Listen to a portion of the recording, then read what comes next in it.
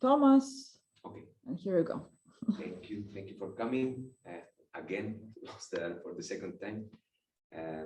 Yeah, I will go very quick on this because I know there are many more seminars, so I don't want to really give so much information, so much deep information, but I'm open for further discussions on any of the topics here. So yeah, this talk, in a nutshell, what I'm trying to communicate is it's a personal view on interdisciplinarity. Basically, it's a personal view, so I want to show some motivations. Of course, I will go over a little bit of the theory of interdisciplinarity as well, but I want to speak some concrete things about interdisciplinarity, because it's sometimes it's too vague. People speak in many different ways about it, and I want to give some context and also speak some concrete things, and then give a personal view. So I will start with this context, which just occurred to me like a couple of days ago to motivate this talk, and it's the double problem of ignorance. And I will just take this joke. You probably have seen a joke like this. So how to define your product, and then you get that the research and development sees the product in one way, the agents see it in another way, the finance office completely way, leadership, and then finally the consumer, just it doesn't even care about how all the other stakeholders see the product. So this tells a very deep thing that we in CLEA, in our research center, is pretty clear, but it's the fact that different people see things differently. Like there is no, and we might even question whether or there is an objective truth to find in this product. Of course, this is a joke, it's about the product. And I call another, a little bit more acid form of expression of this, that says, remember, when you are dead, you do not know you are dead. It's only painful for others. The same applies when you are, I say, stupid. But it's a very, very funny joke. But I will not say stupid, because I'm not here to offend like anybody, but I will say instead of stupid, because stupidity is as well a not very well known research topic. What is to be stupid? It's as complicated to define as what is to be intelligent. But what I will say for the case of this seminar is like unaware of complementary perspectives. So where you are unaware of other people's perspectives, you might become a pain in the ass for them, because or each other. I mean, more bi-directional, because it's going to be a problematic communication or understanding. And then I will connect this with something called the Dunning-Kruger effect, which is a psychological bias discovered like not so long ago, like 30 years ago. And it's summarized by this sentence saying like, people often believe they act with adequate, if not excellent expertise, when instead they misstep out of misunderstanding and miscalculation that they fail to recognize as such. So it's double ignorance. It's not just they don't know that they don't know. They might think they are doing just fine when they are instead doing anything but. So that's the Dunning-Kruger effect. And then I just put this back to the idea of sustainability and how do we handle these big problems of the world. And we have different stakeholders making different kinds of decisions and actions to save the world. And like, for example, the green fence there, so people don't see the smoke coming out of the chimney, which is like a funny way to deal with climate change, which is the industry way. So yeah. Can you make the slides a little bit bigger, because it's difficult to read those from here? Can you I don't know if I can make them bigger. Can you make the slide the full scale of the screen? Yeah, but that's on. Yeah. Okay. Yeah. Okay. Great. So yeah, can you read now? Yeah. Okay. So I just put these three different stakeholders, which is people getting organized to change to save the world, and then industry and urban, planners trying to deal with it, putting green like forest-looking fences.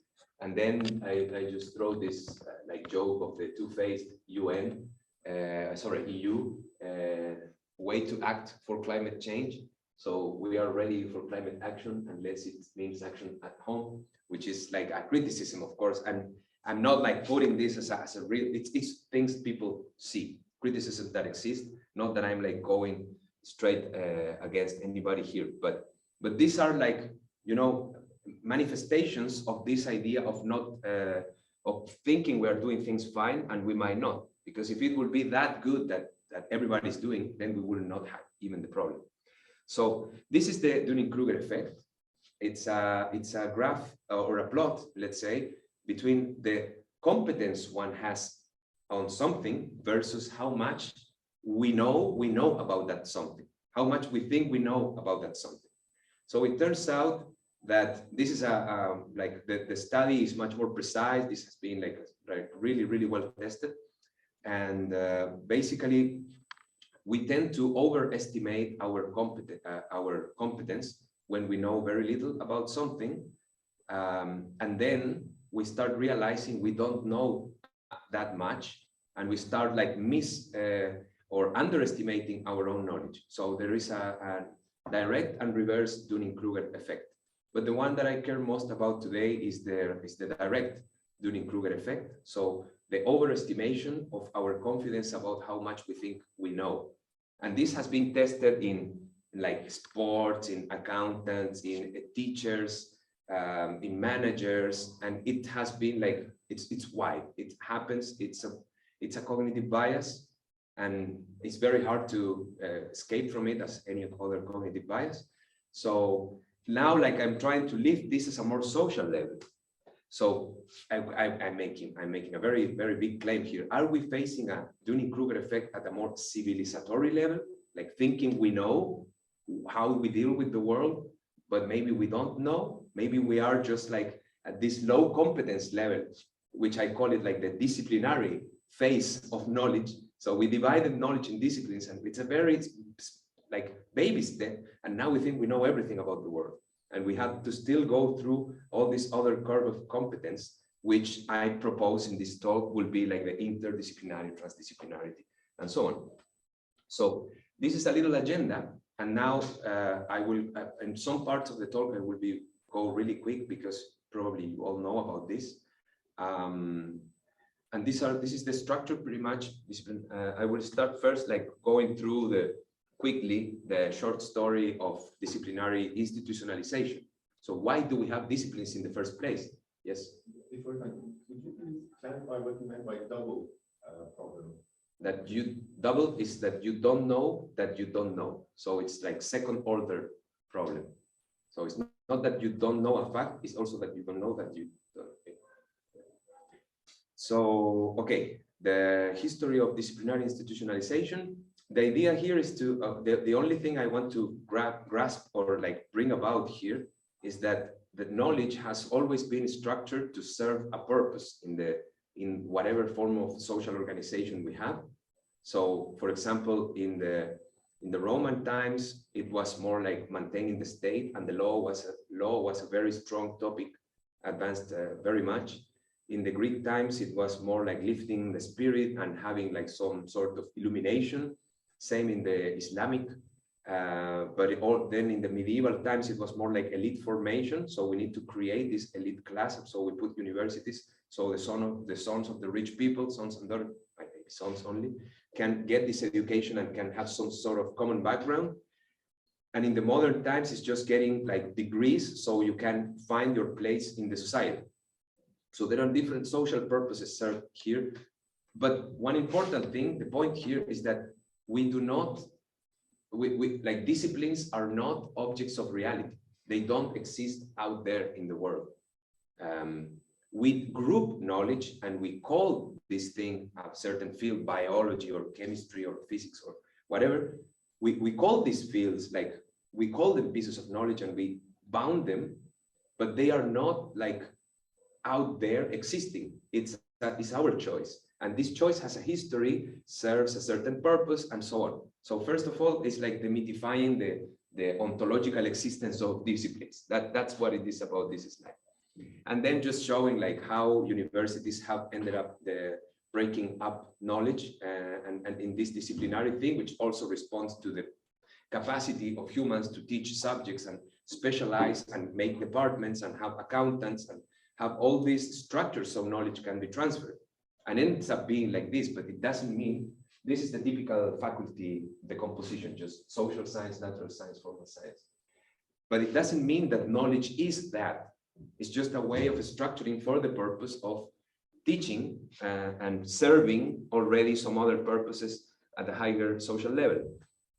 So I will make a very small digression of the organizing of how disciplines are organized in science. And in science, it makes sense a little bit the way the fields are separated, because they are interrelated according to a phenomenology scale, like space-time pretty much scale. So except from mathematics, which is like the basic language of symbolic reasoning, then we get physics, chemistry, biology, psychology, and sociology, for example, as one being like kind of emergent from the other. So we get physics, then like interactions of like higher level physical constituents become chemistry, then chemistry form life, then life form mind, and then mind form society. So this makes people to think that we can structure scientific disciplines in a form of reductionism on one side and expansionism on another side. And this was like a really great idea, and it was also defended for quite some time. Many people believe this. I remember when I was a high school student, I believed this. I thought it was this way, and it took me a while to get over, like to surpass or overcome this view. But then we start seeing, okay, physics and biology, they do have intersections. One interesting intersection is the research of Michael Levin, for example, who works on this bioelectricity, and he studied the electric effects of biological systems and how that changes their own ontogeny or evolution in general. So there's no chemistry in between that physics and biology. There's nothing chemical in between. Of course, there will be chemical effects as well, but it's not in the chemistry, it's in the biology and physics all together, like just together. So then we will have to create a sort of bridge between physics and biology, and then what's the topology of these sets? How do they connect with each other? Then, of course, the more questions, the more fields you explore. Cognitive science, for example, being one of the most interesting, because they connect pretty much almost everything. Then we find that this like linear picture doesn't make much sense. And the second and most interesting problem with this view is that there are wicked problems like sustainability and poverty, which cannot be put in any of these sets, and neither even sometimes in the combinations of these sets. So and these are wicked problems like poverty and sustainability are phenomena occurring in our reality. So we should be able to create knowledge about them. We should be able to even eventually scientificize their study. So by this perspective of putting disciplines in this way and separating, we are missing a lot. So I will just go a little bit further on why are we missing a lot and how. So the question is now, how can we disciplinize, for example, sustainability? I will use a lot the sustainability because it's an important thing at the VUB. So I will talk a lot about that. And then if we want to disciplinize sustainability, we probably, and this is typical for like the worldview research in CLEA, we have to do a fragmentation of the whole knowledge of sustainability, and the fragmentation is given by different perspectives, like what we saw in the first joke. So now if we have the world, we think of this systemic thinking. We have many perspectives that are fragmented. Each one tells a different thing about the world. For example, we got industry, urban planning, and financial system.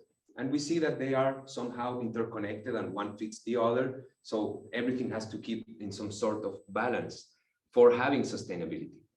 And maybe the balance is not just that one thing affects the other, but it's the combination of some things affecting combinations of other things. So this is more technical aspect, but it's relevant to know that things are not just one-to-one interactions. There can be many-to-many, and that's also a fundamental thing to take into consideration. And then, of course, we also have the political, the well-being, the biodiversity dimension. And what we look for, what we would like to have, is a sort of view that can encompass all these perspectives at once.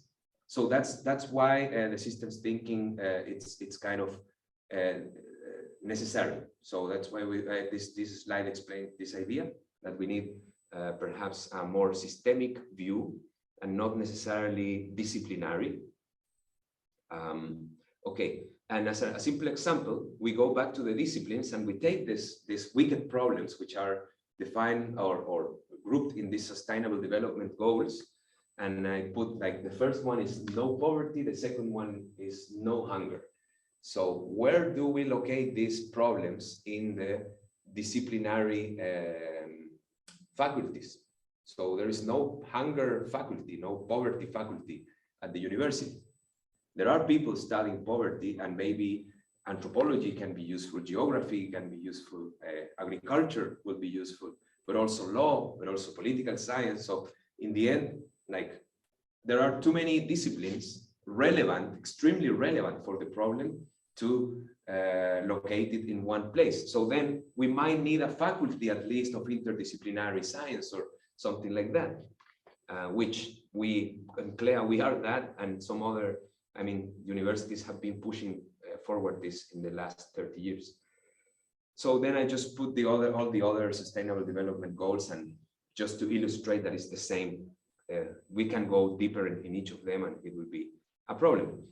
And now the question back, we understand that wicked problems are interdisciplinary, they are really complex, but like the point is, can we actually feel like entitled to think we can solve these problems?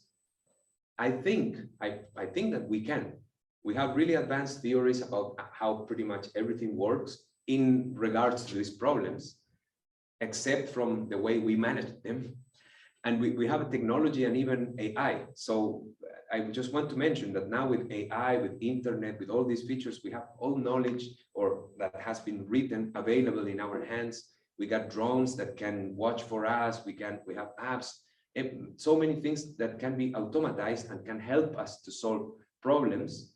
But for some reason, we are in a sort of edge between a dystopian world with like a lot of pollution, control, surveillance and all that, and another side which is like the sustainable life and sustainable growth and happiness, kind of utopia versus dystopia. We are sort of like visiting this edge where we can fall in any of the two sides, but for real, the means are for falling on any of the two sides. And this it's because we reach such a great level of control of our environment, or not control, but potentiality for controlling our environment. So yeah, this is sort of like to go back to the disciplinarity. And now I will move a little bit more in this talk about how this interdisciplinarity has been approached by the academia. So this started like in the 70s. There's a story, and there are definitions like combination of two or more academic disciplines into one activity, which can be research or policy making or whatever. The crucial aspect here, whenever we read things about, is that thinking across boundaries. And it also, there is an institutionalization of this concept. That is an organizational unit that crosses traditional boundaries between academic disciplines or schools of thought as new needs as professions emerge. So these are like, you know, politically correct definitions of interdisciplinarity. And what has happened in the academia about interdisciplinarity that has been around for like the 70s, more or less. And there have been like multiple academic debates. This like, what is interdisciplinarity? How do we classify it? And lots of academic questions, which are super relevant, that have fostered actually public policy and changes within the universities, like, for example, the creation of CLEA and the creation of other interdisciplinary PhDs and institutes the connection with public policies, little by little, or consultants and so on. But at the same time, the interdisciplinary communities have somehow isolated from the real world by going on this like really interesting but not so useful in the practical sense. And for example, one of the biggest or one of the important debates is like differentiating interdisciplinarity from transdisciplinarity.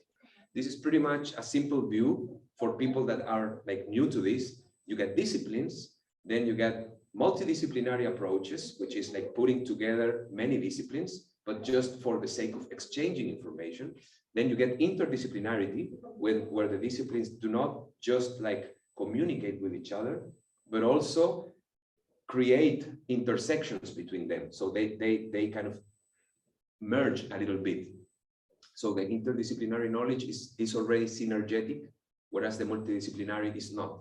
And then the transdisciplinary is already an emergent knowledge that will come from the mingling of the different disciplines. And what is new, just what is new about it, will be the transdisciplinary knowledge. So some people speak about transdisciplinary studies, others speak about interdisciplinary studies, but I will not make a very sharp difference between them, and I will take pieces from both literatures to explain what comes next, because I don't think it's relevant at all whether it is trans or interdisciplinary, as long as you have many disciplines communicating and trying to solve a wicked problem, which is like the point before.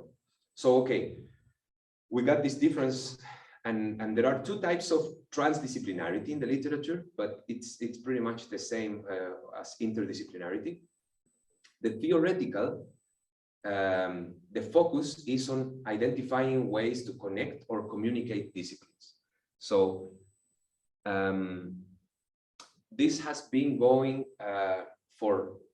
this has lots of debates, and I cannot cover like not even like 1% of them, but I will point to this axiomatization that has been done like by Nicolescu and Morit Morin, which are like a quantum and complex science scientists who have like worked a lot on this transdisciplinarity, and they have proposed like the stuff that now currently in the literature they say this is it. So it's pretty much this way. And it's very interesting, but it's very deep. So I won't make much time for it. I'm really into discussing further this, but for the sake of time, I will just go like fly over this. They propose 3 axioms for understanding knowledge, discipline, transdisciplinarity, and even like it's a form of phenomenology, even in the philosophical sense, like the how to experience reality. So they start with this ontological axiom. So they said that they start with the idea that there are different levels of reality, both for the object and of subject. Then there's a microphone. There's an earthquake. Oh. Then, but that's not ours. I think that's the seminar lecture somewhere else. Well, I will just continue because this is a theoretical slide.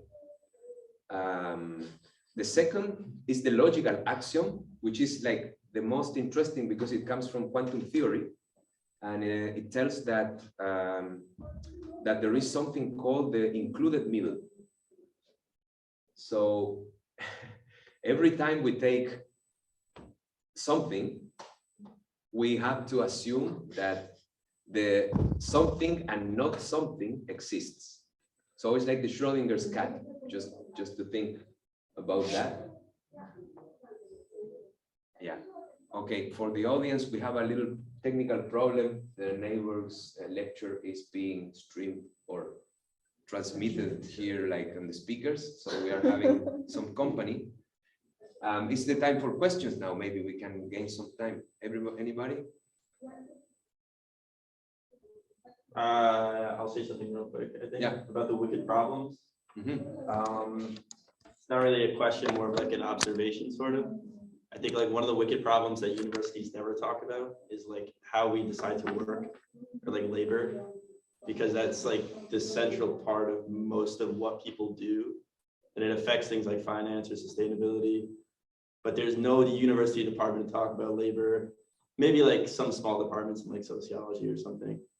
But yeah, maybe I just wanted to get your thoughts on that a little bit. And yeah, just your thoughts on that, I guess. By labor.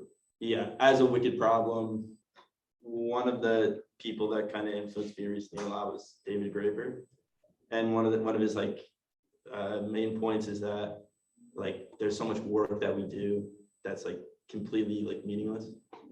Like people, a lot of people in like administrative jobs, like finance jobs, it's like something you don't have to do at all. And like that meaningless work kind of complicates, I think, the system. Like it's completely unnecessary. So like I think finding ways to kind of eliminate that uselessness, like, for example, in labor would be. Yeah, I see. But that means having to restructure the whole society, because all these people get out of a job. So Right. how do you? Yeah, that's why it's like I think such a wicked problem. It's like work is like at the center of so many of these wicked problems. But this is precisely the problem. I totally agree with all this interdisciplinarity being needed and so on. But then I think, okay, let's structure the whole university, and instead of having faculties, we'll have like for 10 years from now on, just 16, those sustainability goals. We will have 16 faculties. Let's like study it until we understand it. But what we'll end up with is basically this, that we have to restructure, power structures and like things that people are kind of sourcing their livelihood from. And actually like will not restructure the university even to reach this conclusion, because also the university is a structure of labor and power and so on. So this is it, yes. And then we can like keep writing and speaking forever, but let's just simply reorganize it. It makes sense. It's exactly the end message I want to get. So I think I'm just gonna go quick, because I think we get to the right point. So okay, there is an axiomatization. The work, I recommend totally the work of Nicolescu and Morin on transdisciplinarity. They are really deep guys that connect the ontology of quantum, or the allegedly existing ontologies of quantum theory with this idea of transdisciplinarity. What did you read from Morin? What did you read from Morin? From Morin? Yes.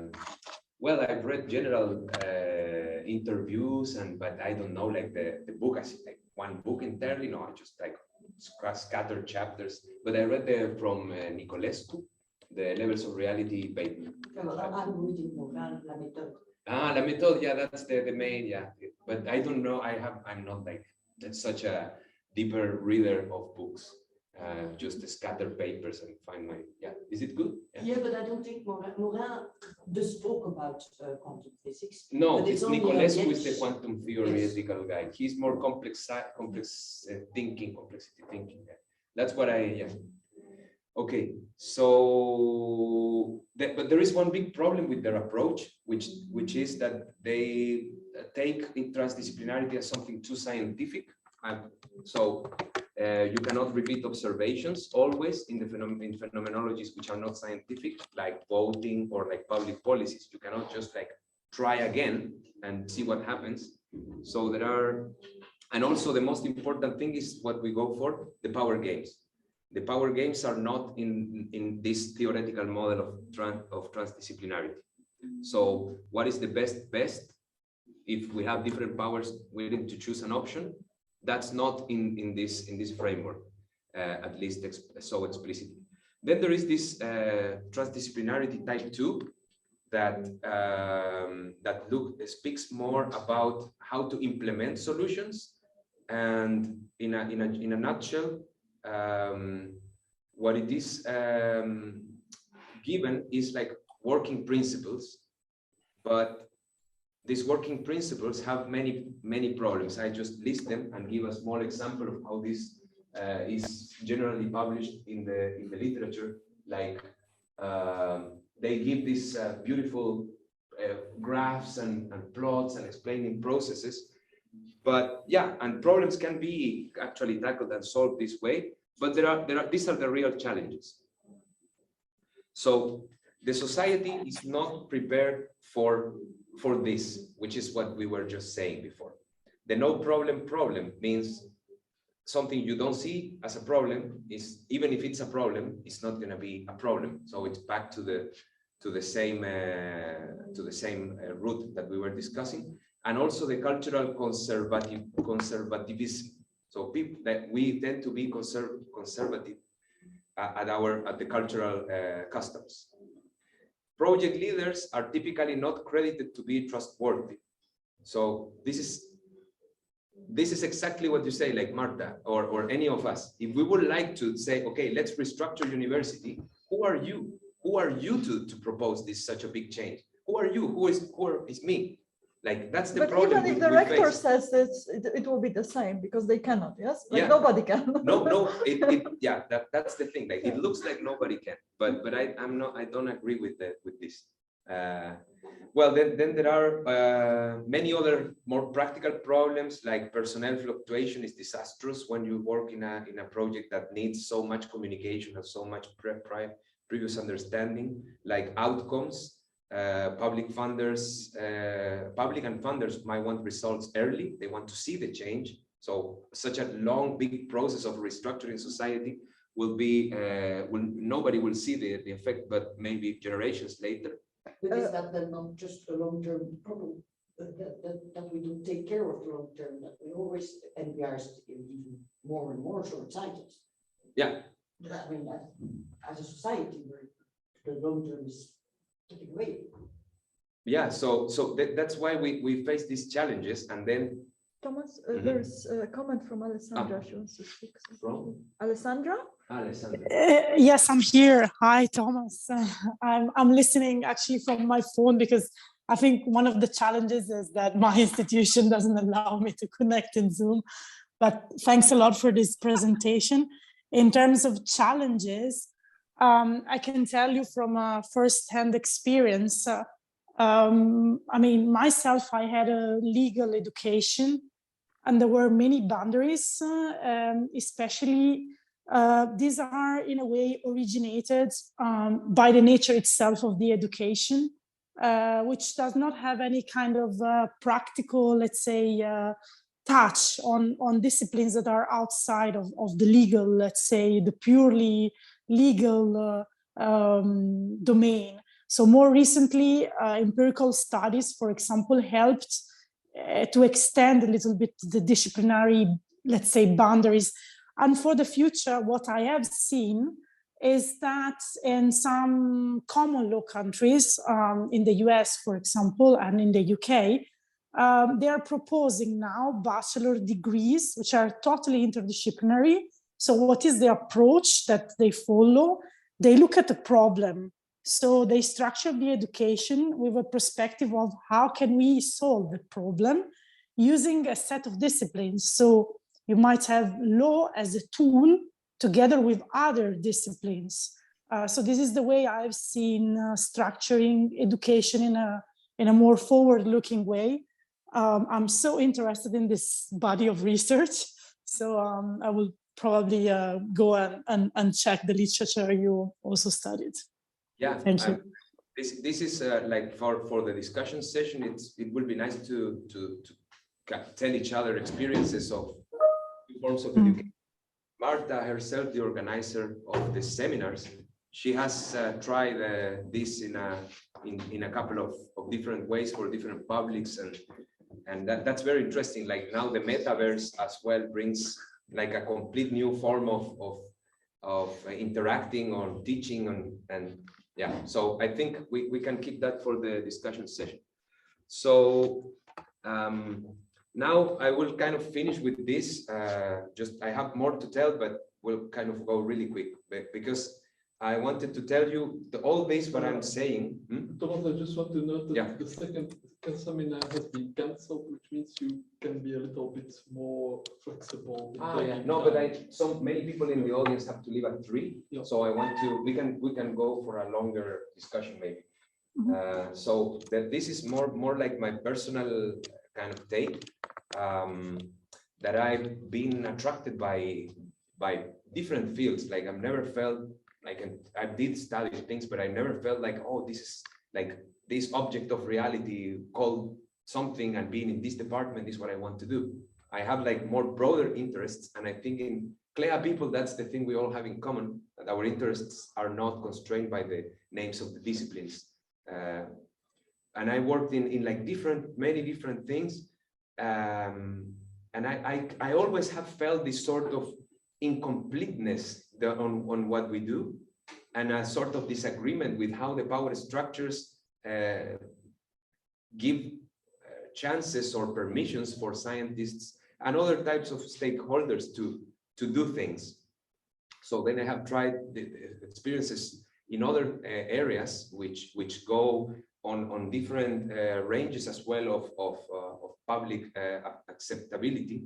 So I've been doing activism and like doing things that maybe are sometimes even kind of like not entirely seen as the right thing to do, working in projects, social equality and things like that. I've done entrepreneurship, I worked in the arts, I've done consulting in public and private sectors. So I think I have like covered a lot of the spheres of the society, not just the academia, which is also sometimes a problem with the transdisciplinarity that becomes too constrained in the academia. And I've seen, I can tell that I've seen in different countries as well, a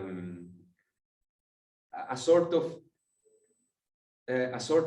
emptiness.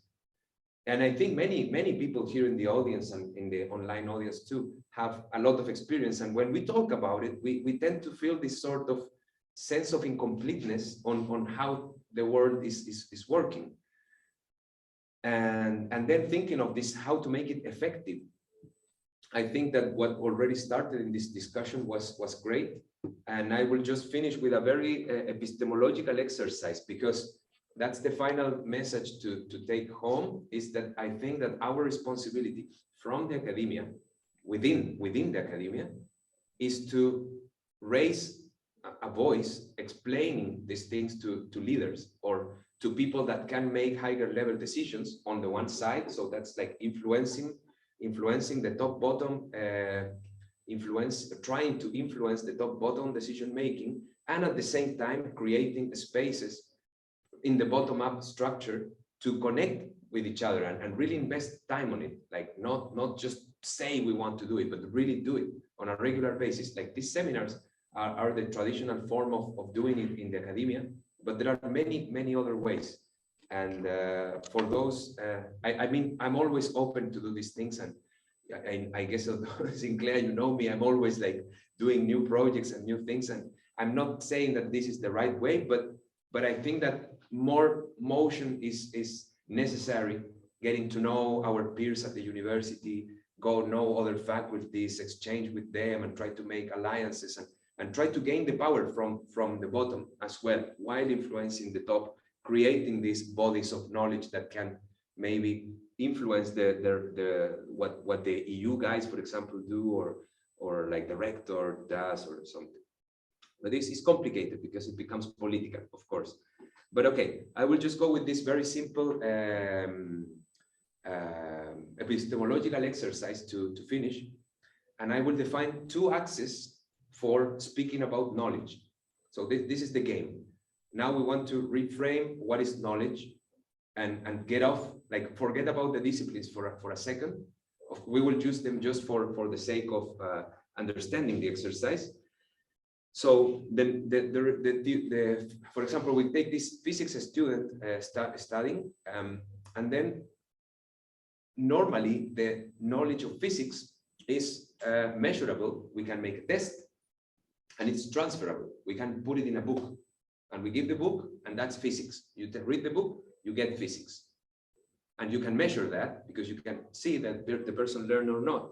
Then we take, for example, dancing, tango, salsa, or whatever. We can measure that, but we cannot measure it in a test anymore. You can only measure it if the person dances. You see the person dance, how the person dances. That knows salsa, and you cannot transfer it. I cannot give you the salsa. Like this is the this is the dance salsa. Here you get it. It's not transferable, the only way is to learn it through your body. You have to practice it, and that's the way you can get it. But you can follow a script. It's transferable, but only partially. Because if you have a teacher, you go every week or twice a week, you take the lesson, and the teacher is going to give you that. Also works with karate, with many other stuff. But there is no book or riding the bike. You can ride the bike, but you can read all the books about riding bikes, and you will never be able to ride the bike unless you try many times. By transferable, you mean kind of externalizable? Yeah, symbolize, make yes, it that symbol, can be yeah. made into a Into a vehicle that you can yeah, then exactly. transfer. Yeah, and a story. It's like you can turn it into a sort of library, or yeah. Because all knowledge, you know, they say, oh, the knowledge is in the libraries. And what about all that other knowledge you cannot put in the books? You know, that's something that is a sort of criticism to the academic take to knowledge. Yeah. And there is another even more complex form of knowledge, because the practical knowledge, you can still script it. You have to practice this, the guitar, do the exercises, and one day you will be playing good if you do the script of learning. But there is another form of knowledge, which is the experiential. The big example is best friend, partner, or live, you know, in Istanbul. What is to live in Istanbul? You gotta live in Istanbul. There is no book, there is no script that you have to go every morning to this bakery, and then in the afternoon you do this, and then you know what is to be in Istanbul. You cannot. You need to experience it. So there is not just no way to measure it, clear way to measure it. You cannot transfer it, and there is no script to learn. And it's very important, because that part of knowledge is as relevant as the other two, makes us humans, makes us aware, and that's completely out of most of academic. Here you are touching this, what I call cognitive interiorization, yes, because you can transfer it by like living another person's experience. So for example, in cinema, in reading a book about the life experience, you kind of get to experience it. Yes. Yeah. So it is transferable by like, you know, like walking the same kind of experience with somebody by the means of some representation that can walk you through that. Yeah? So it can be in a book, but it's a different book. Yes, it's a story that you like get to kind of simulate the experience. Yeah, I agree to a great extent. I still believe that there is a part that might not be that you need to experience it with the full, like, I mean, maybe with cognitive, simulation, maybe. And also it depends on your own ability to empathize with your environment. So it's worth discussing. But that's the first dimension. And the interesting thing is that measuring is a fundamental feature for scientificization of something.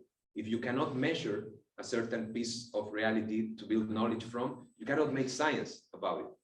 So then that's why there is no science of experience, of the very experiential thing. We cannot, like, how do we measure that thing that we cannot even, and transferring is fundamental for teaching, because we can pass it through. And there is a second axis, sorry for the typo here, which is passive, enactive, and creative. So the object we will know, the thing we want to know, can be out there in the world. Like, for example, watching the stars. It's completely repeatable, and it's not contextual. It doesn't really depend on any circumstances. The stars will be there no matter what. There is something that it depends on what we do with the world, but also on ourselves. How do we approach the world? So I put the taste a cookie. So you might like the cookie one day, maybe another day you don't like the cookie. It may be some very small difference on the temperature of it, or the state, the way you feel in that moment, or the way you grab it, or well, who gave it to you. All that might influence. So the knowledge of this flavor of the cookie, how it tastes, is not purely in the cookie. Is as well in your own mouth, in your own body, in your own taste. And there is another, which is creative, which is not about an object of reality out there. It's about you making out something that wasn't there even before. So the knowledge is completely created from ourselves. So the cookie taste, it's on the cookie, it's on me. The stars are just there, they don't depend on me. And then the creative is just on me. So how close to the subject is the knowledge that is going to come out. So that's another description. And then repetition is fundamental for intersubjectivity. Context is the fundamental for diversity. So having more contextuality that gives more creativity, and all these things about creativity and non-determinism will occur when there is contextuality. So then there is that's the quick part. We can make a sort of integration of these 4 features: measurable, transferable, repeatable, and contextual. And we create a sort of group of different forms of knowledge that correspond to, sorry about the C, there is a Spanish, yeah, I give this talk in Spanish. So there is a structure of a way to separate layers of knowledge which are completely independent from the discipline. We are just like reshaping, not in a disciplinary way, but more in a feature-based way, the knowledge. Okay, and this is not me, it's not I mean, I'm just like adding from other people's work. And the interesting thing is that disciplines cross over most of these types of knowledge, but disciplines as well tend to emphasize on sometimes. So for example, physics or all what we know about science is mostly theoretically passive, because the scientific method requires for the object of knowledge, for the object of inquiry to be known, all these features here.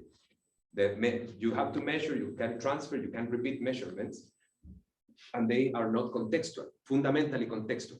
Then, excepting from quantum theory and enacting theories, they become theoretically active. You can measure, you can transfer, you can repeat, but they are also contextual. And we just made this jump in the last maybe 30 years in biology, and like in the early 20th century in quantum theory, but this has not permeated the rest of reality. Maybe, well, in user experience, engineering, and then I cannot elaborate very much on the rest, but this is a clue to shape interdisciplinary education. I think instead of teaching subjects, we can teach forms of approaching knowledge, forms of understanding things, and letting always the possibility for anything to have them all. Because if you have them all, I mean, as a physicist, you know the theory, but you can also create, quantum theory, you can create your own. I will give a small example, sorry. And this is the other key, is that we have to teach this to leaders.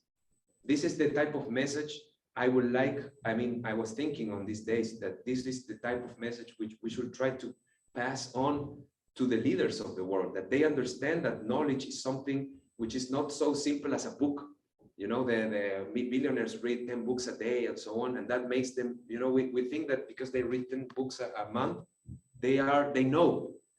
It's not books, it's not just books, it's also about experiences, it's also about creation. And I would so we what do we want and what do we don't want? You know, we don't want, for example, something only focused on one type of knowledge, which is what happens the most, I think, nowadays. So I will give this a small example and I finish. You can take, for example, physics and music, and you see that the activity of a physicist, of a full like physicist, will include all these features. You have to learn formulas, learn theories. You have to develop your own models. You have to approach, conceptualize a certain problem. You have to set up experiments, explore models, and come up with theories. If you do all that, you're a scientist. And this is not, come up with a theory is not theoretical. It's completely creative. And that happens, the same things happen with music or with painting or with writing or with any of the activities in a discipline.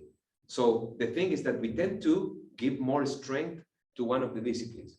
So this can be, this can help us to see common ground and help us to relate at an epistemological level the different fields of knowledge. And this is more on the idea of how to integrate and make teams for solving wicked problems, which is the last thing. I just take this idea of social inequality, and then I just take like the money as a form of comparing. So all the manifestations of having money or not having money, or living in a place where there's no money or yes money. So then you get an observable, which is your salary, how much money you get a month. That's a number, it's in a database, in a geographical information system, for example. So it can belong to the discipline of geography, not to the discipline of art. You know, it's a geographer or an economist or someone like that. Then you can look at the satisfaction, which comes from focus group or interviews or surveys. And that's more like the typical thing that sociologists study.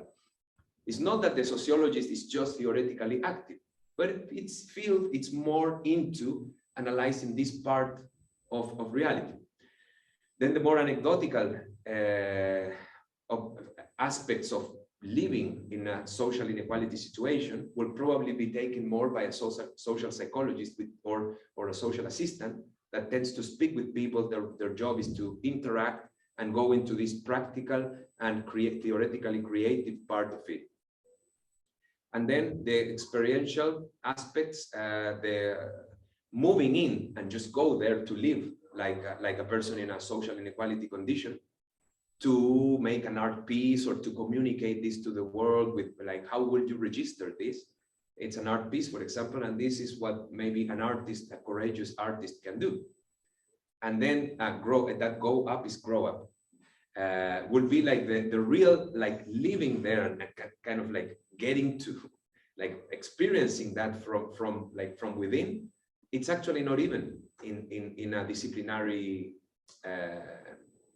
It's not, if you think what could be the subject of growing up in, like, putting yourself out of a comfort zone. There is a discipline. Which discipline? Life. Yeah, good, yeah. But this is the method of most researching. people avoid taking that subject, you know, try to keep themselves in the comfort zone.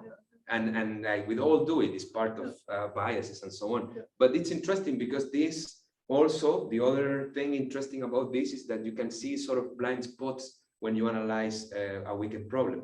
If you take it from this perspective, you see who is in charge of this part, what is this part actually for this wicked problem. So then I'm not saying that this is a solution, but I think this can be complementary to the complex systemic view, and also compatible with the interdisciplinary approach. So yeah, I think I will just keep it here. And I invite you to think on the Dunning-Kruger leaders paradox. So because how can we make a better world if our leaders are not aware that they are not aware? How do we do that? Yeah. That's the end. So thank you, and sorry to the audience for the technical problems.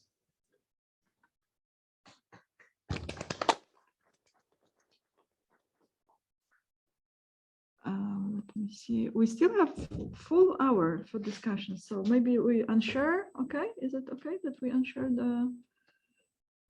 the slides, or do you want to keep them? Maybe it's a good summary, so, Okay. So let's keep it let's keep it and like this. It's good to see some faces here. Yeah, and if the faces can be revealed, it would be even more awesome, because then we'll like really feel that we are discussing.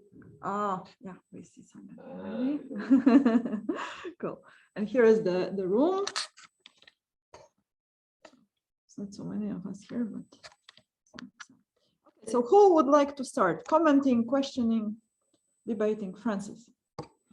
I've just been reading a very interesting book of Jeremy Lunt called The Patterning Instinct, in which he gives a kind of a history of worldview, starting from the hunter-gatherers through the antiquity, and then follows the different civilizations.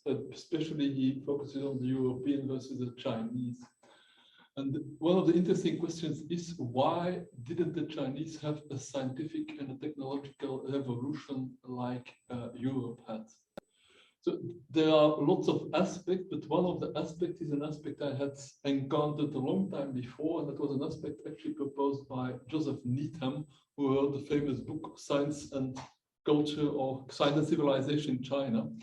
And his idea was that the Chinese, in a sense, had a more realistic view of the world. Namely, they had the view of the Tao, the kind of complex flow, which you cannot reduce to simple mathematical formulas, while the Europeans had this kind of more, we might say, reductionistic, simplistic view, like God is a geometer and God has designed the world according to strict mathematical principles. So we just need to find those mathematical principles and we will know everything. While the Chinese, in the same days, would have said, you can never understand everything by just reducing it to mathematical formulas. But the result is that the Europeans, looking for those mathematical formulas, they found quite a few that did work, and like that they made a lot of progress, while the Chinese in principle were looking much more holistically at all the possible interactions. Apparently it led much slower revolutions. So it's a little bit to position this question of, on the one hand, being analytical, being reductionistic, using these models from physics and mathematics, etc. On the other hand, being holistic, being systemic, being aware that none of these things really describes everything. You need to find a nice interplay between the two. And I think that's what we are looking for at the moment, specifically in CLEA and more generally in the world. You can't throw out reductionist science and say, no, it's all much more holistic, and you can't just say, well, we don't need the science, we can just meditate and become aware of the whole cosmos, because that will not solve the problems of poverty either. So finding a balance between those two, I think, is the problem of transdisciplinarity. Yeah, so I think I can comment later if needed. Anna Elisa, if you want to. Okay, just one question. Thomas, are you Latin American? Anna, I don't know. Do we know each other? No, but I can relate to your view because I am Latin American. Just for because I relate to a lot of things that you say. But I was thinking about the masters that I did in VUB. And it's very different from all the things that I studied in Brazil, because I think it's very interdisciplinary. And I got to study law because I did the master's in communications, and I never studied law before. And it was so difficult for me, like it was a challenge for me. I did study economics, but here I studied a little bit more deeply. And I think I see something that it's different in the ways of education from what I had before and from what I had this last year that I studied here. But I still feel that it's not enough. And I did my thesis, I think it was a lot of, I wanted to do something very transdisciplinary, and I think I did a little bit because it was very much related to spirituality and communications and sociology. So I really love this. Just a comment. But sorry, just to understand, you did a master's at the VUB? Yes, in communications. Belgium now? No. Sorry? You're in Brazil now? No, I live here in Belgium. Ah, okay. Yeah, it was just that. But you come from Brazil? Yes, I come from Brazil, yeah. Nice. Yeah.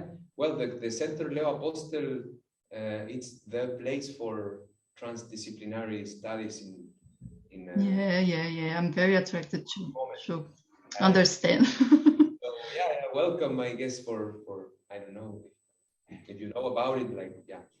Yeah. I was following the seminar of Marta of the Noosphere, and then I almost fell in love with CLEA, and now I'm following a bit more to understand what I could do. So but Anna, next time in person, okay? Okay. Thank you. Yeah, well, more questions from there is audience from many countries. That's good. Questions, comments. Yeah, or comments. Yeah. In the meantime, or maybe in the chat. No. In the meantime, I have a question. Yeah. Hi, my name is Asma. I work in Amazon. I'm a bit of an outsider here, I think. I know Thomas from the context of his foundation that tries to bring like, different topics, just like he was basically explaining here. And I'm kind of here looking for some inspiration from academia because, so basically what I do is I manage large business transformation, and we try to obviously base that on the technology. And I am very much looking for, I would say, I wouldn't call it soft skills, but there's an element more than just technology that we can bring into this transformation. We always include sustainability, but we barely actually understand it. So I don't know, does anybody here, I mean, this question is addressed to Thomas, but also to the rest of the audience. Have you ever done a joint work with a corporation, and what kind of experience did you have, or what can this kind of discussion bring to the, to the corporate world? Yeah, I mean, I can tell my own experience, but I think it would be nice if others can also tell their experience, maybe. If not, then I can fill it up. Okay. Can I? Okay. In my case, I worked with I had a company at some point about renewable energies. So I was like connecting to the corporate with different companies and trying to give them a sort of proto perspective of what I'm presenting here, because this was a long time ago. I was still like starting on this thinking, and yeah, that's I think it goes on the first slide. What I think that should, like, the corporate world should become more aware is that this joke is actually super true. Like the joke that the finance department sees one way, the research and development sees a different way. And the problem is that all these drawings in that first picture are shown as if they value the same.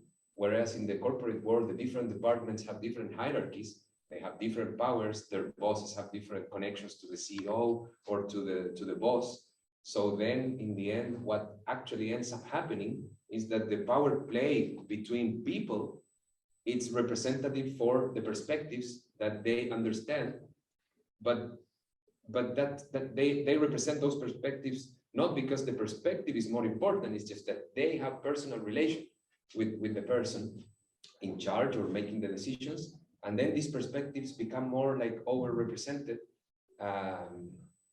And that's the big problem. And that was just like the beginning, because the second, which is not in the corporate world, but it's very similar because it's the state administration in Chile. I had to also, we talk about this, explore this digital transformation for one big institution. And they have like the silos, the finance. It was the Superior Audit Court. So they have this finance, audit, and militaries, and they have like different blocks that they have to analyze and audit. And they wanted to create an integrated system for decision making with putting all the data together and so on. And the thing is that in many cases in the corporate world, they think that the machine will be the solution. It's like, I bring this machine to your company and now you don't have a problem anymore. So once we like plug in this computer, then the problem is solved. And that's one important thing, that the technology is just a tool. And if you don't change the mindset of people towards the inclusion or digitalization or blah, blah, blah, then you won't see any change. You can spend, and that's actually, I wrote an article about that. I will share it with you, explaining why, what are the obstacles for digital transformation. And it's terrible. It's terrible because all the investment, all the money goes into buying products and not in educating the people who will use them. So then you have like even a polarization within the company for those that adapt to the technology and those that don't adapt, those that adapt generally are the youngest.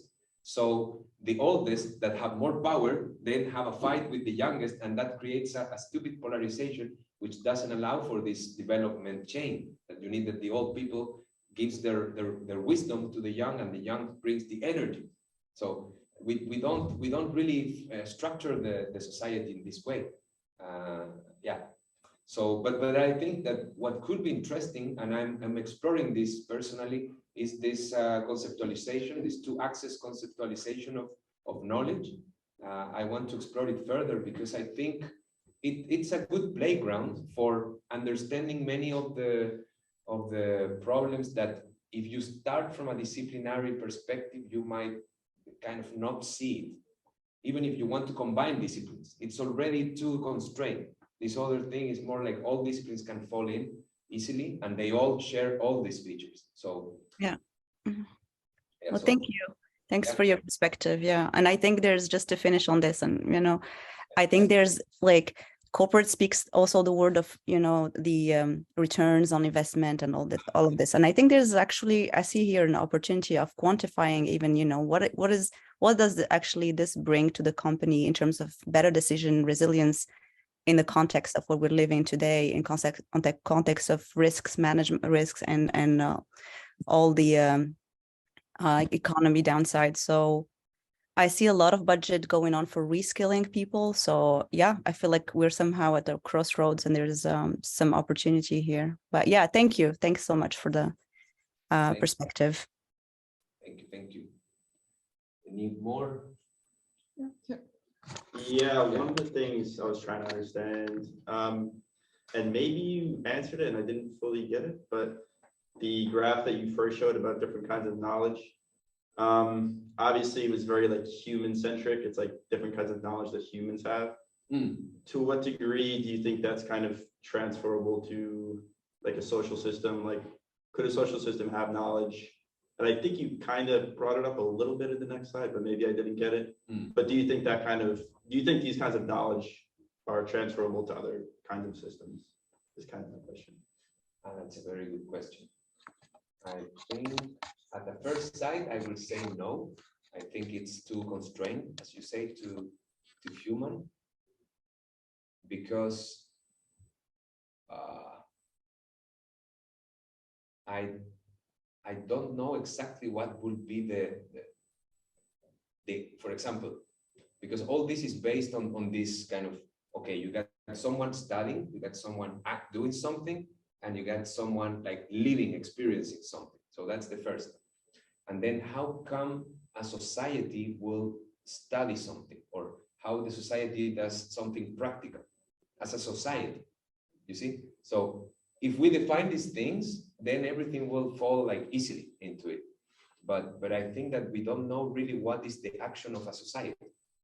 As far as I know, I mean, you social scientists maybe can illuminate what would be the action that what will be the learning, because we say societies learn, societies this and that, but then how can we make it a little bit more precise?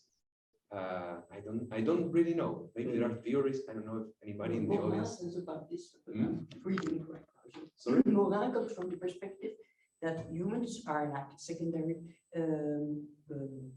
multicellular beings, and the society is a third level. And so the society should be considered as a self-conscious and globality, but it's constituted of all the secondary type. Yes. And they constitute actually together the society. And if we apply this to your graph, then society, the more people think they know everything and don't know anything, the more we will be at the right-hand side, the left-hand side of the graph. So it depends also on how, it's again the same thing. We again have to look at everything together and how we go about in society, how we work together, what we find important, what we give value to. And it's the same problem we had at the beginning.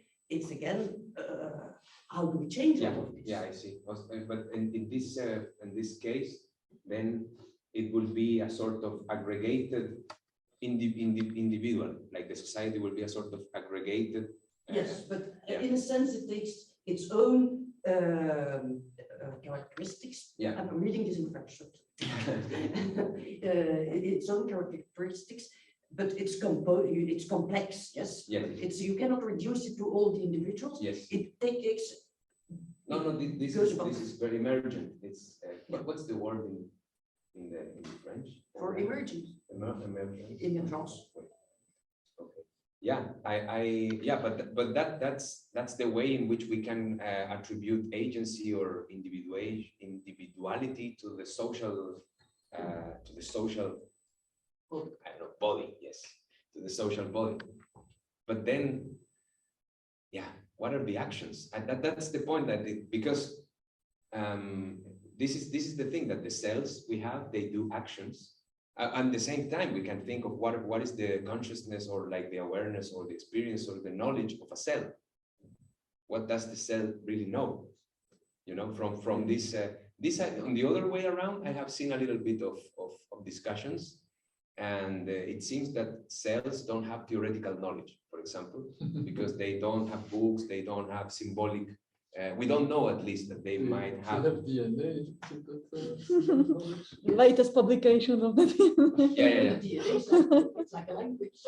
Yes, but it doesn't seem that they use it in the way we use language. So we might kind of say they don't have, and also if a certain organism doesn't have any memory, cannot do a practice, cannot just have practice. So the form of knowledge that seems more fundamental is the experiential one. It's just to live, it's just to be there without even necessarily having a form of learning. You will be learning just because you are there.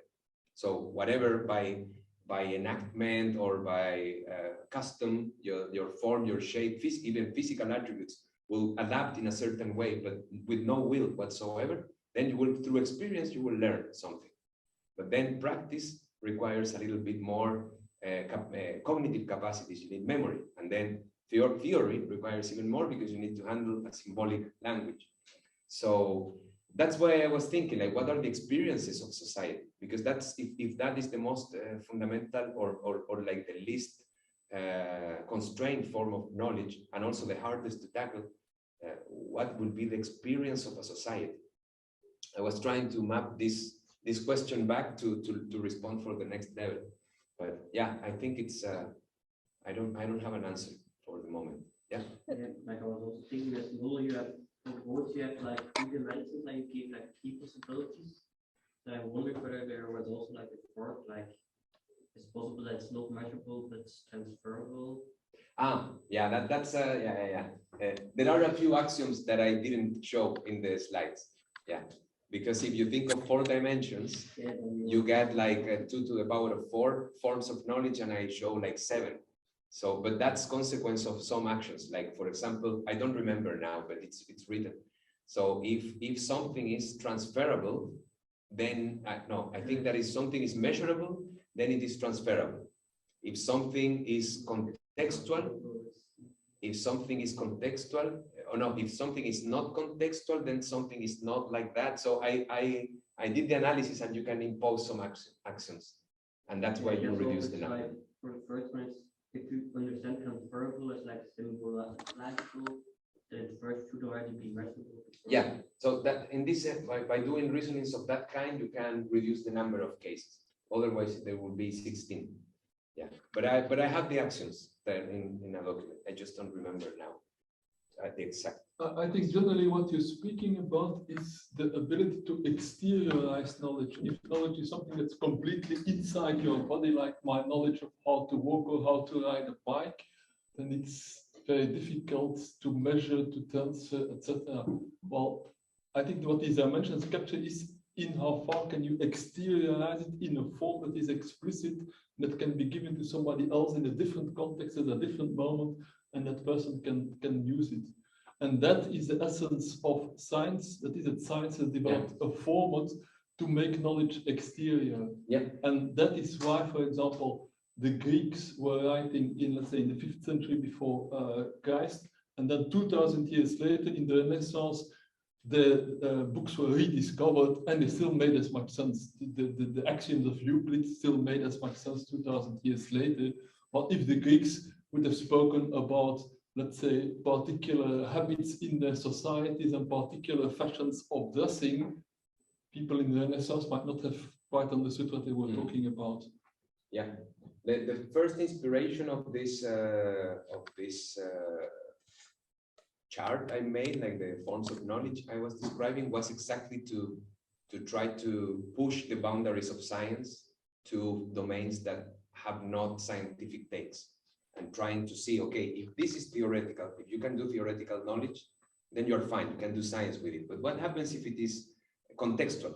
You get all the features but contextuality. Then you will need something like quantum theory for it. So you will have to extend your ontology and assume that the reality is not as simple. It's not like out there. You need to incorporate the enaction, let's say, principle. So the reality is co-created. And then you can still keep it scientific. But then if you go to practical knowledge, you cannot transfer. You have the script, or if you go even further to the experience, we don't have like the means to even get to know this. So then I thought maybe experience can be moved towards practical. And since practical is already capturable by quantum theory, then you can turn experience into a little bit of practice. Like, for example, if you have, because if we have, for example, I will go back to the example of the. Yeah, sorry, of I can't share this. Of this Can example. you reshare then? This one. Yeah, it's not showing now. Can you reshare? Ah, it? Yeah, okay. thanks. Yeah. Good. Thanks. Smooth. There are comments in the chat. No, but people leaving. Yeah. Yeah, two people are waiting to speak. Okay, let them speak. Yeah. Oh, my comments are listed for.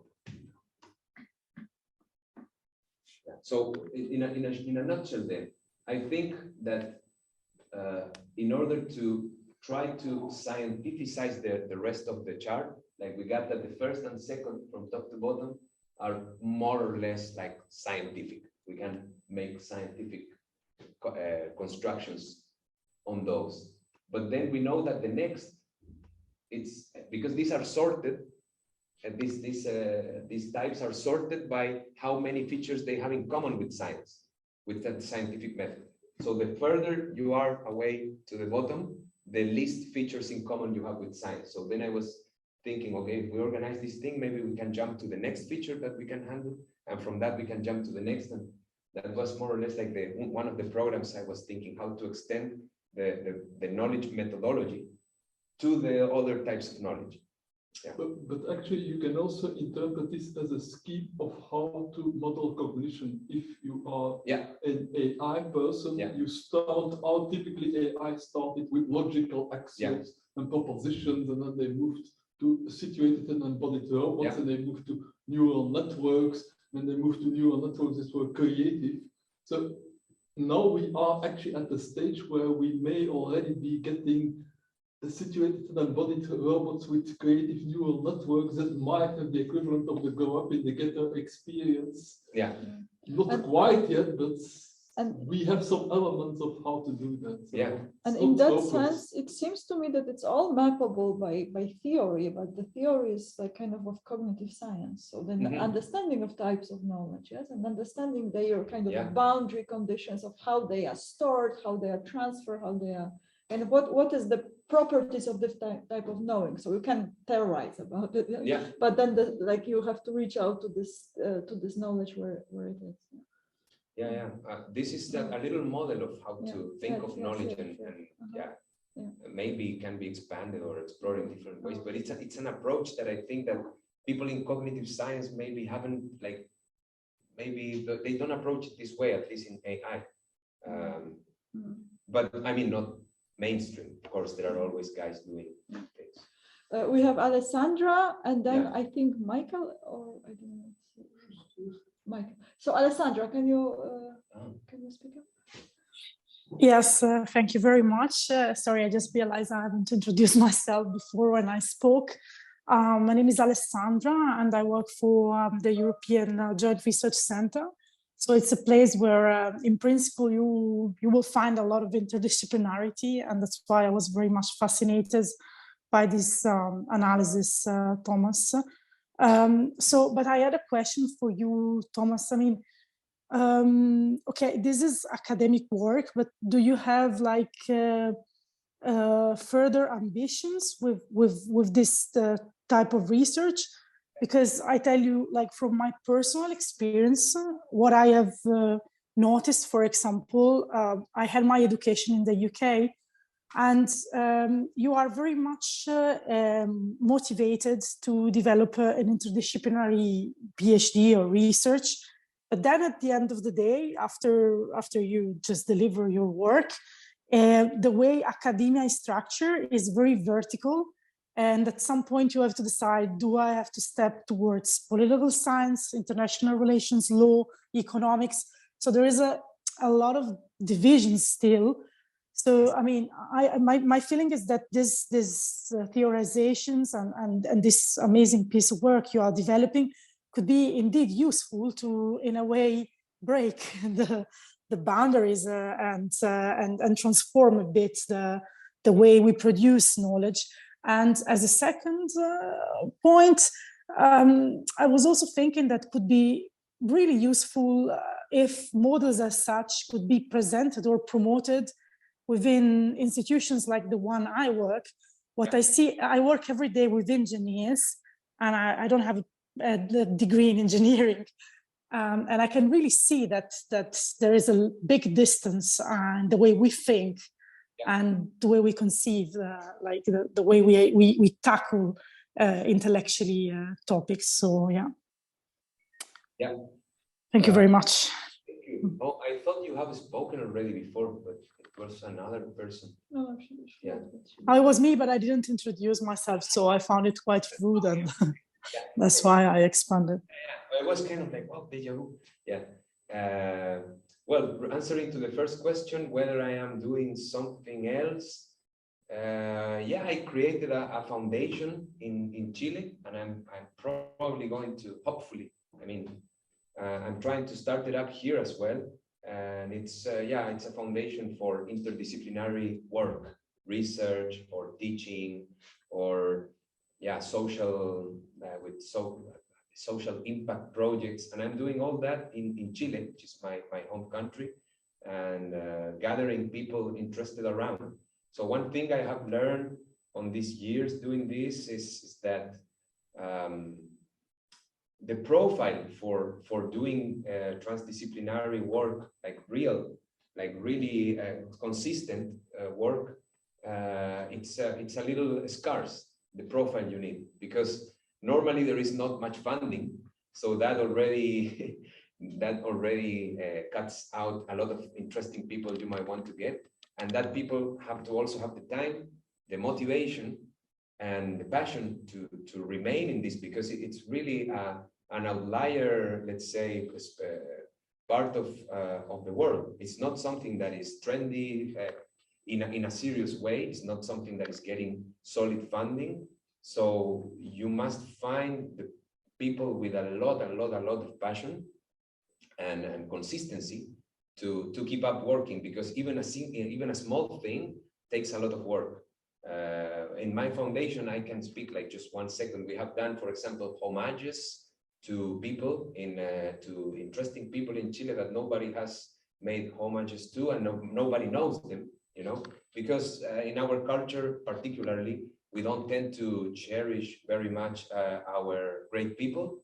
It's a consequence of colonialism. Most colonial countries have this, that they look down on their own people and look up into the foreigners, the colonials especially. So we are trying to fight this thing, you know, which is a very big problem, a very wicked problem. And we are trying to just do a particular action, but very consistently. And we are creating, for example, Wikipedia pages of people that we think they are really valuable and have a great CV, and actually they are well recognized in other places, but not in their own country. So we do this thing, you know, for example.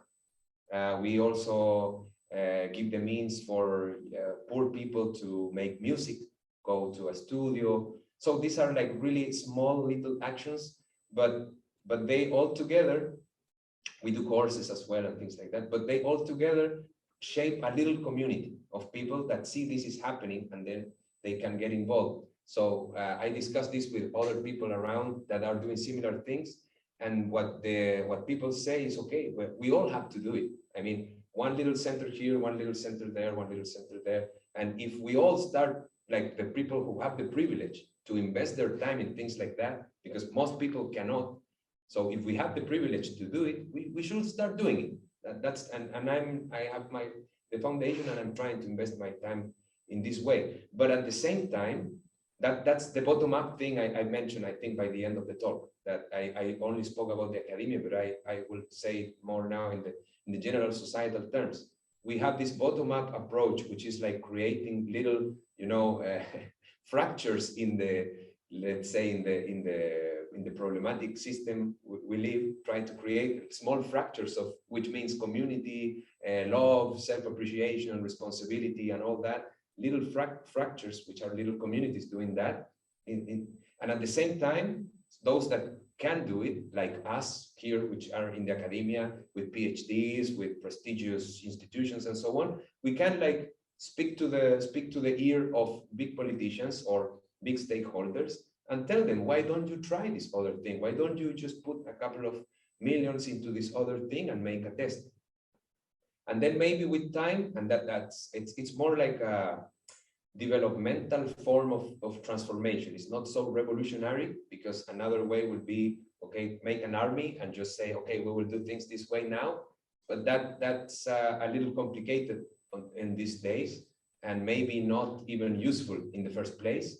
So this other more organic form of transformation, which is making use of the multi-level thing that, what's your name? Foodis. That Foodis said, this is a fact of complex systems, which I didn't mention that slide explaining like the multi-levels and so on. It will turn too long. But if we know this by theory, we know that the complex systems create these feedback loops that imply self-organization, that in turn induce the emergence of larger systems, communities, and so on. If we make the use of this knowledge to our purpose, we can think of organic and distributed and not necessarily directed agendas for change. But we need to be first really, I mean, it's a very hard path, because we have the influence of, getting on our couches, watch Netflix, and like forget about the problems and just live our life. And it's very strong, the influence we have. And if we have privilege, we tend to have more means to live like that. So then it becomes harder to remain on the other side, which is like fighting. And so that, I don't know. I think what I have learned is that there are people, not that many. It's hard to keep, but that's the only way I see. Other way I don't see for now. Yeah, it's a little disappointing what I say, maybe, but the good thing is that new people born every day. So there are young people coming, and also I will say that maybe an interesting thing to do will be to do a sort of podcast or sort of YouTubers speaking about these things, like to throw it away to the general society, like because this mindset is actually everybody likes it. Like if you talk about this in a party or in a meeting or somewhere, people tend to agree with this. But then when it comes to action, it's like, who wants to change the world? Like everybody, yeah. And then let's go and tomorrow, 7 a.m. have this, and no, like, have you seen these memes? So I think still we just have to fight in all possible fronts, That's my yeah, that was indeed my point, Thomas. I mean, if you invest today in interdisciplinary programs at a BA level, it means in 5 years, 10 years, 20 years, you will have people thinking interdisciplinarily. I've seen interesting stuff around. So if you want, I can send you a couple of links. And I think maybe this could be also a way to connect. I mean, those more forward-looking realities like the center you work at, or these other educational programs that I've seen emerging. I mean, could in a way create a network, and that is already a lot. And then I would be fascinated at least to read more about the history of the development of disciplines, because maybe looking back at the history, one can actually, in a way, understand better why this kind of vertical organization of the disciplines has in the end prevailed, other than a more open system or network-centric system. While preparing this talk, I found a PhD thesis about that, about the history. Oh, please share it. I would be interested. I could not read the whole thesis, but I read the most relevant chapters. And yeah, so that first picture I showed, like the history of institutionalization of disciplines, I took it from there, then just made it into pictures. But yeah, it's what they say. So it's a really nice thesis. Yeah, I'll share. Please remind me to send you the document, and I will. Thank you, Thomas. We have someone who wants to speak. I'm not sure if I get the name right from the abbreviation. Michael? Yeah, it's Michael. Can you hear me? Yes, we can. Hello, and hello. First, hello, and thank you. Hello, everybody. I'm a bit nervous because I think in CLEA there's a lot of intelligent heads, and I don't want to say something stupid. I have been at the building like 3 years ago, and I knocked on the door. Unfortunately, it was closed. Now here I have my blog full of notes. I'm a trained product designer, and in my recent decade of work, I realized that the complexity is constantly increasing. So you start as a designer, you work with an object, then later you design a process, then you design a service, you end up with transforming organizations, then cooperatives, and then on a system, and then on a system and system, and then on system levels. And at some point I reached like a threshold where you feel like the complexity is so massive that you are not able to first comprehend it and then know how to navigate it and how to speak with other people about that. Also with finding a proper knowledge. That was some of my experience I had.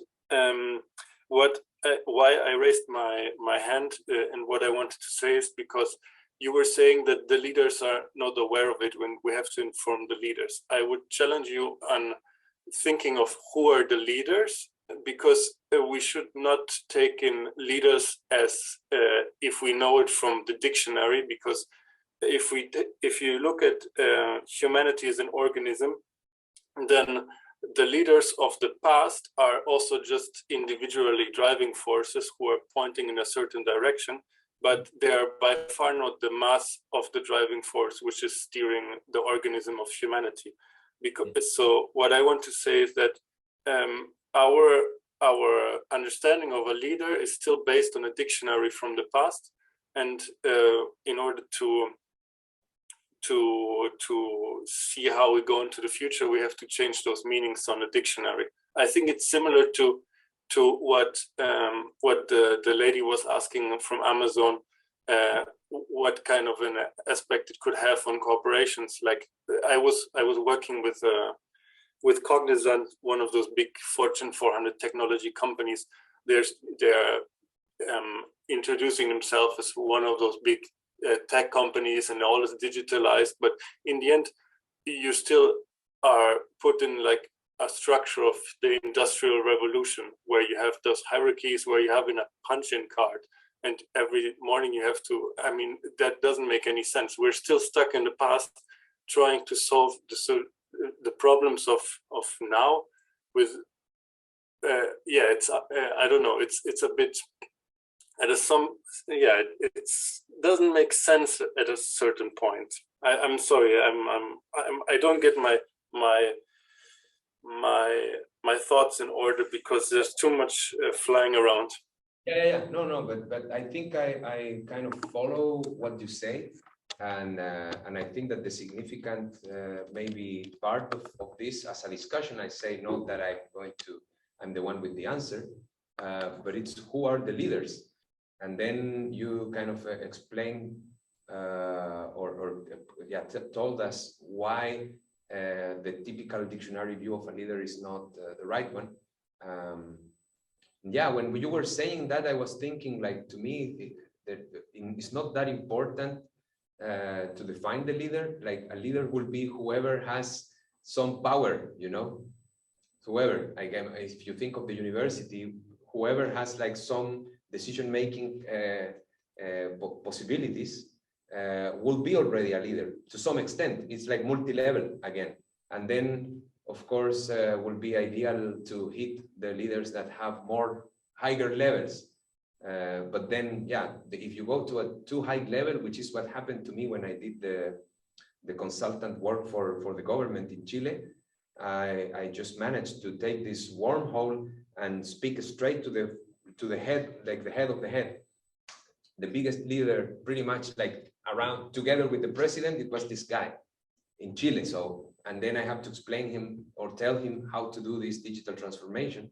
And the thing is that even though we agree on everything, then the information had to flow down on the leaders of the big departments, and then the leaders of the big departments have to send it to the smaller departments, and then that chain I could not fulfill. So I just made like a master plan, sort of master plan, and then that is being implemented by other people who did, to my opinion, did not get the plan, you know?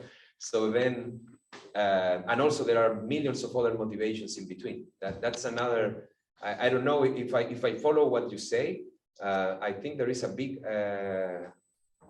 problem with the middle layers, because you might have a top leader, whatever hierarchical institution you have, but then the big decisions have to be implemented by the middle layers, you know. And if these middle layers do not have this mentality, the ideas can be super nice on top, but then the implementation will follow again the same problems. And Can I add a comment here? The lady of Amazon again. Sorry. No, that's okay. Yeah, I totally empathize with what you said, by the way. So yeah, this resonated a lot.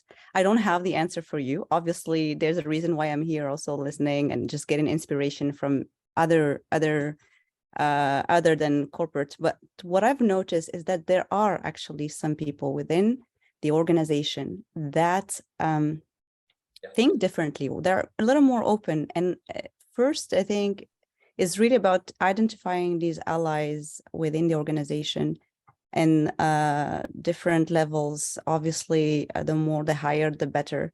And there's a lot of, you know, hiring, diversity hiring, and we need also to push for that more and more, because a diverse hire means diversity of thinking, bringing, you know, challenging the status quo. And the other thing that you mentioned, you're a designer, and design obviously is by nature interdisciplinary. So there's a lot of the design that was brought to the mainstream through design thinking, and we do that a lot.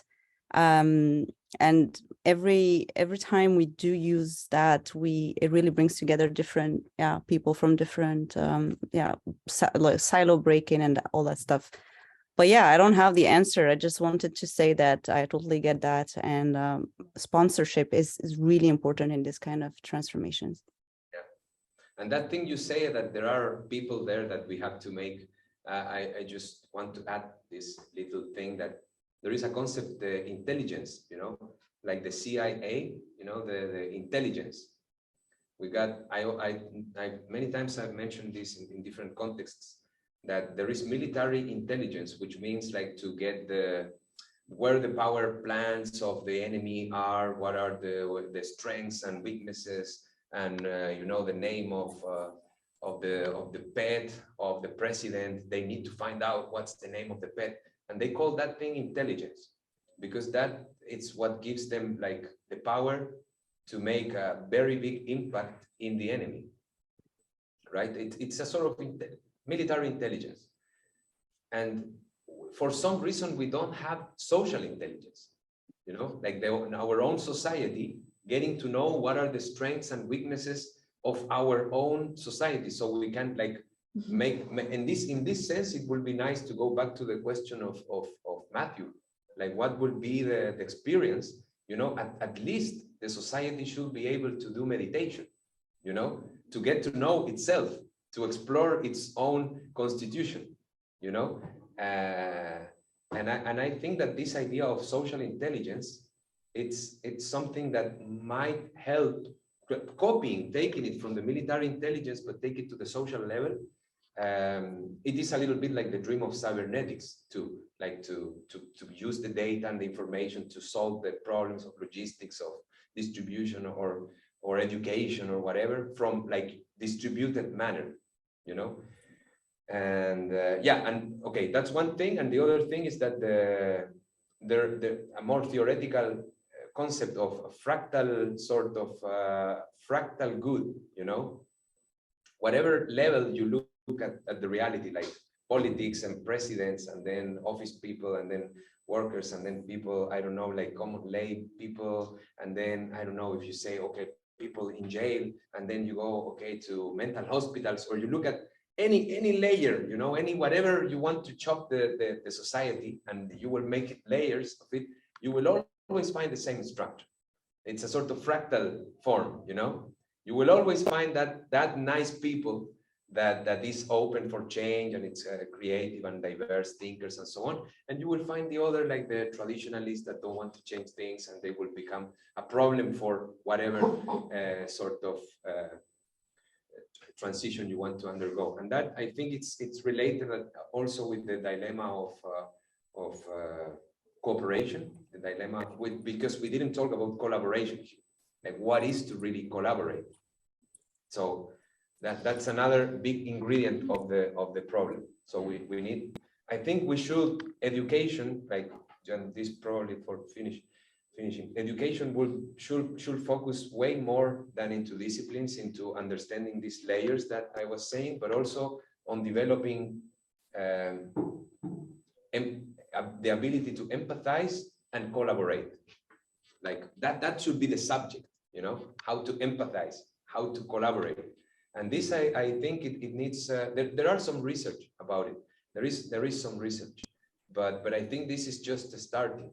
And maybe that kind of thing combined with this other idea of intelligence could be a sort of a strategy to behave, you know, to form groups and behave. Yeah. But of course, as Michael was saying, this is so broad that it's not for one seminar. You know, we should. I have to give a couple of messages. I have a research group called Systemic Modeling and Applications, which is open for anybody. You can join. We meet every second Thursday at 3 p.m. and we discuss things like this all the time. So, and we do things too. And also I direct a foundation for interdisciplinary development of science, technology, and the arts. You can write me, you can become part of it, volunteer. And I'm preparing a course on all these topics which will be taught at the VUB. If you are a VUB student, you can take it from next year on. So these are the initiatives to advance. Okay, who's Michael. Michael. Okay, sorry, Michael. Yes, thank you. I would be happy to join those discussions and ongoing seminars. Regarding the intelligence, I think then we have to criticize Stafford Bear and his viable system model, because what he was doing, he built the viable system on the human body, saying that the intelligence is in the head. And this is why a lot of associations are built up that intelligence is where the policy is made. But then I think the intelligence is not in the head, but in all those interactions between the different parts of the system, system. So intelligence is like a it's like the snow which is floating around everywhere, and it's not situated in one department. Yeah. Maybe I just wanted to add that a while ago, one of our colleagues, Dirk Helbing, was proposing a very ambitious project to the European Commission, which unfortunately didn't get the money. And part of it was to build what he called a planetary nervous system, which was precisely intended to collect all this intelligence so that you know what may be going on in all possible places in the earth. What's the temperature, what people think, whether they feel good, whether there is this, whether there is that, so that you would constantly have kind of intelligence in that sense of what's going on everywhere on the planet. I think we have the technology for that. It's a Yeah. question of coordinating, synchronizing, putting together. And also identifying what is relevant. Yeah. That's another, yeah. So, but there are, yeah, I mean, I'm a little tired, Marta. Like, I don't Yes. know if I can like, Should I rescue stay in you? this role for much longer. Yeah. Okay, so I come to the we rescue. can keep to the ending. I mean, if someone wants to comment something or give a I have such a like a comment like that when you kind of like always makes me smile when I hear a sentence like, okay, there is no social intelligence and there is no planetary nervous system and so on, being said by two guys in a room at the VUB, you know, where Alessandra, Asma, Anna, Melissa, Orion, and Olivier are listening, yes. And like those guys are making sounds with their mouth that those sounds like come to mean those things to those people and they respond intelligently. And like, how do you call that if not the planetary nervous system, you know, like demonstrating its intelligence, you know, like as we go, yes. So and then like this planetary nervous system, like here and now operating, saying, okay, I don't have enough intelligence, is the mark of the intelligence, like par excellence, because being dissatisfied with your level of intelligence is the you know, the hallmark of intelligence. Yeah? So all is good in this being bad, you know. No, that's why actually good. Nice that you say that, because the leader's paradox I was telling you, we are leaders too, you know. We are the people that can meet in a seminar room at the VUB to talk about these things. And we might, and that's the challenge, that we have to like look in, and what you say is illuminating in that sense, you know. Like when I say there's no social intelligence, I'm denying, you know, my own, but you know, I'm being not aware. This is what intelligence does. Like, I'm so stupid, you know, and the more you like, the more intelligent you are, the more this loop goes on in your like in a system, yes, in a sense. Yeah. So I actually it's a perfect ending, because I want to. I think there is a lot to think, as you say. You make it a second turn to the wheel to thinking of this the Dunning-Kruger and what is to be in the world, you know, trying to do some good. So that there is a sort of paradox there. So let's just keep noticing how stupid we are, and all will be well. Yes. Yeah, I mean, and we will be at least on step one. Yeah. Okay. Yeah. So shall we end on this? Yeah. So thank you for your patience and mental energy to everyone. I'm really happy for having you here, and I hope to see you around. Yeah. So thank you, Thomas. Thank you for your talk. Thank you, everybody, for participation. And next week we have a seminar at 2 p.m. It will be Orion's seminar. Theatrical one, I suppose. And those who are based in Brussels or Belgium, just come over. Like we are, like more and more people are actually coming to the physical space. So there will be what, beers and pizza, right? Yeah, sure. Yeah.